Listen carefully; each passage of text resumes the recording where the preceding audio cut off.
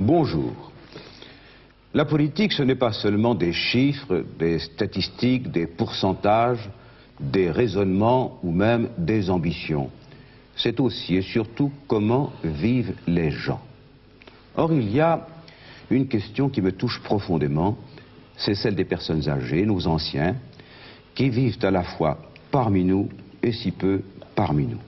Aussi ai-je demandé à Louise Gerbet, ouvrière retraitée, qui vient du Rhône, exactement de Villeurbanne, et à Véronique Niobé, médecin généraliste dans la banlieue parisienne, d'évoquer ce problème avec nous. Et c'est encore Roger Louis qui animera ce débat avec moi. Eh bien, est-ce que je peux commencer par vous demander votre âge, Louise? Je vais avoir 71 ans.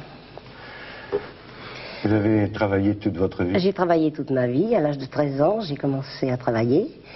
Actuellement, je suis retraitée par la Sécurité sociale. J'ai une retraite de... on m'a accordé une retraite de 160 000 anciens francs par trimestre en 1975. Comme je suis veuve, j'ai demandé la reversion de veuve. On m'a accordé 60 000 anciens francs par trimestre. Ce qui me fait 220 000 anciens francs par trimestre de retraite. Mais comment peut-on vivre avec ça? Eh oui, alors comme je ne peux pas vivre avec ce petit salaire, j'ai fait un emploi, j'ai pris un emploi. Je suis gardienne dans un immeuble, et avec la paye de gardienne et mon salaire de retraité, ça me double, ça me fait une paye valable.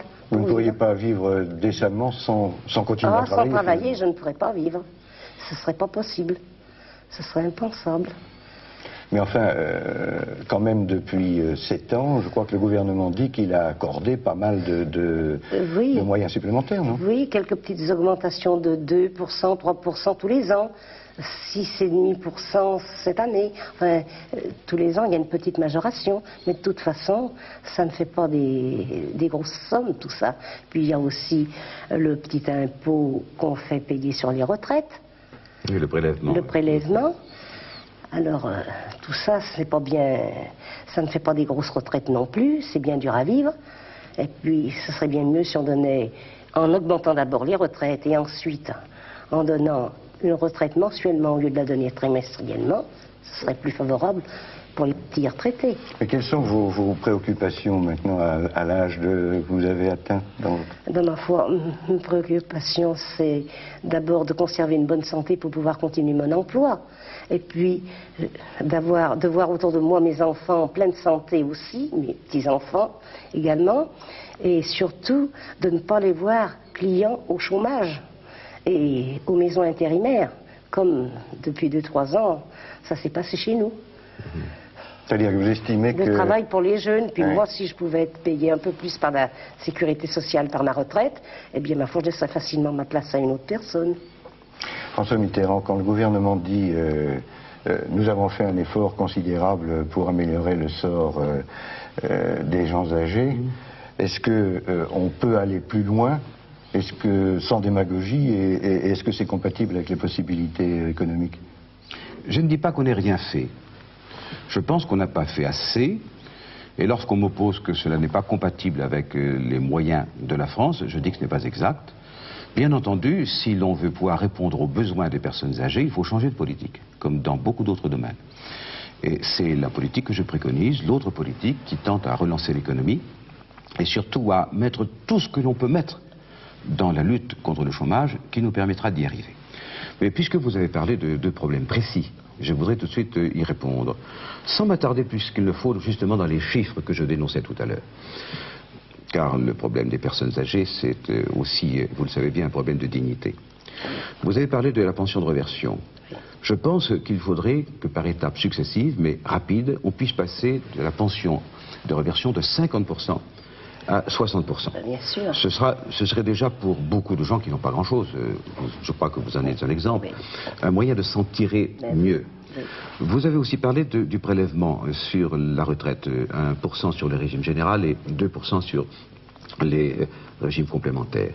C'est une mesure qui a été prise contre tous les engagements du candidat sortant, qui en 1974 avait promis précisément de ne pas frapper les retraites. Enfin, cela a été fait, je pense qu'il faudrait revenir sur cette décision. Mais si l'on veut encore se tenir à ce sujet, je voudrais vous dire que le minimum vieillesse, c'est 1416 francs par mois. J'ai dit qu'il faudrait le faire passer dès le mois de juin prochain à 1700 francs par mois et à 2000 francs dès le 1er janvier 1982.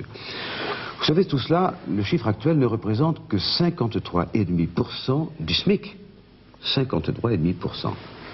Quand on dit qu'on a beaucoup fait, modérons aussitôt notre jugement. Et je pense qu'au cours du prochain septennat, on devrait pouvoir aller jusqu'à 80% du SMIC.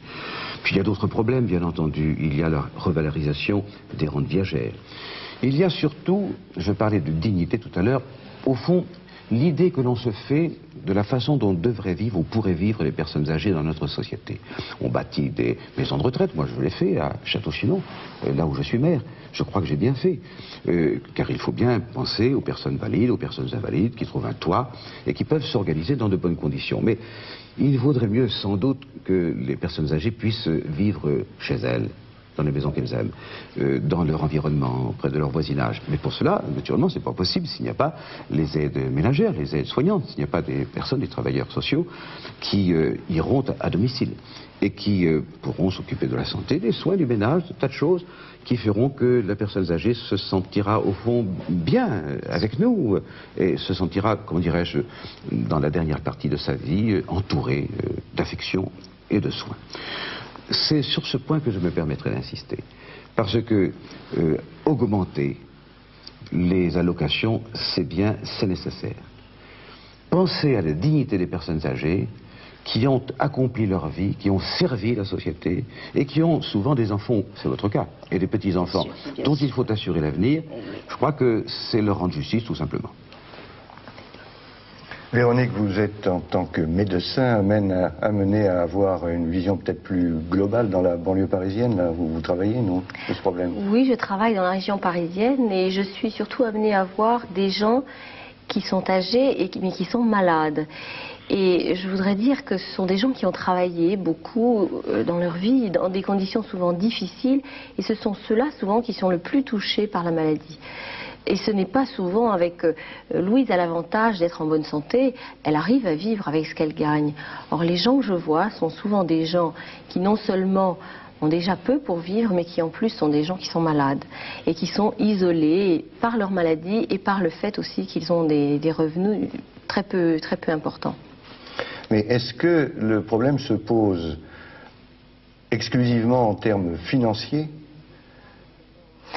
Non, le problème ne se pose pas évidemment seulement en termes financiers, il se pose aussi en termes sociaux et puis de chaleur affective et familiale. Mais c'est vrai qu'une aide ménagère à domicile favorise le rétablissement d'une personne qui est grabataire. C'est vrai que aussi 3/4 des personnes âgées qui pourraient bénéficier des aides ménagères n'en bénéficient pas parce qu'il n'y a pas assez d'aides ménagères à domicile. Est-ce que vous avez des exemples de conditions financières globales qui amènent finalement une situation... Je vois beaucoup de gens qui vivent avec uniquement le minimum vieillesse, c'est-à-dire 1416 francs par mois. Et quand on sait que la santé coûte cher, puisque ceux qui soi-disant sont pris en charge à 100% par la sécurité sociale, depuis 1 an, doivent payer 80 francs par mois en plus si leur traitement coûte moins de 400 francs par mois. C'est donc déjà une erreur et de dire qu'elles sont prises en charge à 100%. D'autre part, les gens âgés, c'est vrai, utilisent des médicaments pour leur santé et ces médicaments coûtent de plus en plus cher. Et les médicaments dits de confort ne sont plus remboursés par la sécurité sociale ou sont remboursés seulement à 40%. Les gens âgés aussi utilisent ces médicaments. Il n'y a pas de raison de les pénaliser de cette façon. François Mitterrand, je voudrais vous poser une dernière question. On dit souvent que les gens âgés votent de façon conservative, votent à droite, si vous voulez, en général. Est-ce que c'est une des raisons qui vous amène à réaliser une émission à leur propos? Mon rôle et ma mission, c'est d'essayer de convaincre la majorité des Français, quelle que soit la catégorie à laquelle ils appartiennent, que le candidat des socialistes, que je suis, que la gauche, c'est celle qui a conquis les droits. À travers le 19e et le 20e siècle, c'est la gauche, ce sont les travailleurs, leurs organisations, ce sont ceux qui ont représenté soit sur le plan politique, soit sur le plan syndical les masses, les travailleurs, ce sont ces gens-là qui ont conquis les droits. Alors, au fond, la société actuelle et les dirigeants de cette société, ils considèrent, par exemple, les aides ou les allocations aux personnes âgées comme une charité.